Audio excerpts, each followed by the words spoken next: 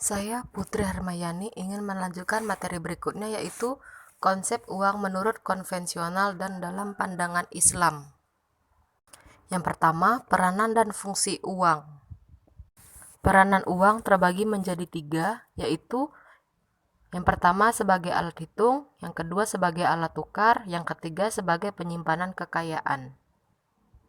Fungsi uang. Fungsi dari uang yang diakui adalah hanya sebagai alat tukar dan kesatuan hitung. Uang itu dapat bermanfaat jika ditukarkan dengan benda yang nyata atau untuk membeli suatu jasa. Yang kedua, definisi uang. Uang adalah segala sesuatu yang dapat digunakan sebagai alat tukar.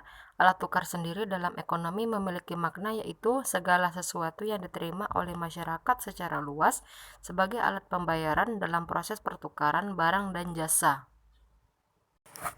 Yang ketiga, nilai dari uang. Nilai dari uang terbagi menjadi 2. Yang pertama, berdasarkan ukurannya.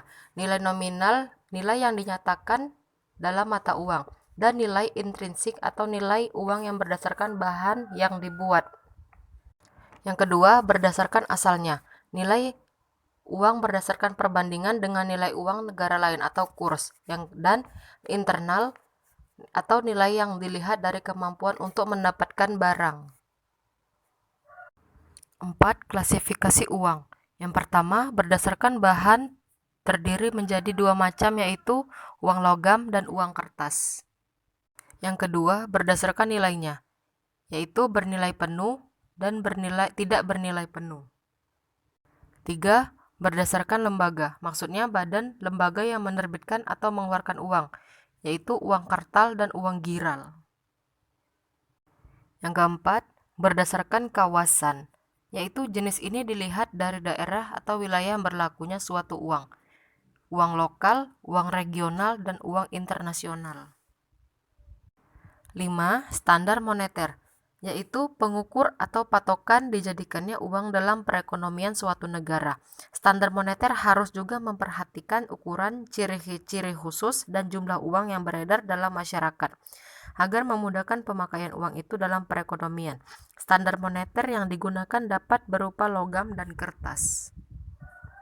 6.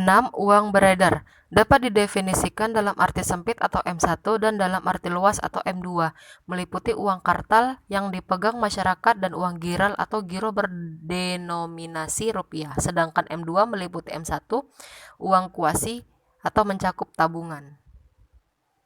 Definisi uang dalam Islam. Islam memandang uang hanya sebagai alat tukar. Uang adalah sarana dalam transaksi yang dilakukan dalam masyarakat, baik untuk barang produksi maupun jasa. Dinar.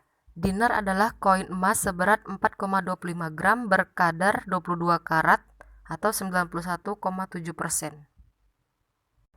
Dirham, koin perak murni seberat 2.975 gram.